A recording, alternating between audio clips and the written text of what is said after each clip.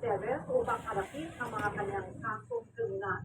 Ayon naman sa abogado ni Teves na si Atty. Ferdinand Topacio, inaakala nila ang desisyon ng Appellate Court ng Timor-Leste sa pag-aproba ng extradition request ng gobyerno ng Pilipinas dahil may nakapaging aplikasyon kaumano para sa political asylum. Lisa, can you tell me Japan? Lisa, can you teach me Japanese? I said hi. That's my life.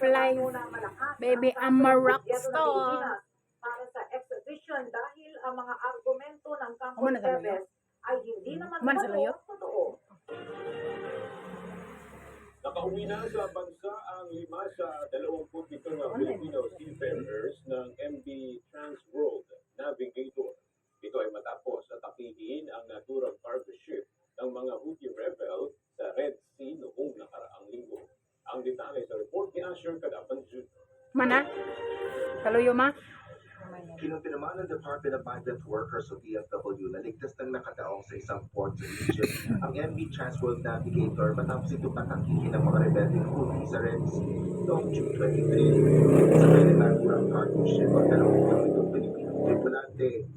Agad namang nagsagawa ng repatriation ng DFW upang makauwi sa kani-kaniyang pamilya ang mga Filipino seafarer. Ayon kay DFW Assistant Secretary for Sea-Based OFW Concern Jerome Pampolina, dumating sa bansa ang unang batch ng mga Pilipinong marino kahapon, June 30. Nakarating na po ang 5 sa 27 po na ating marinong mga tripulante Pilipino na dahil sa vessel na Kumana?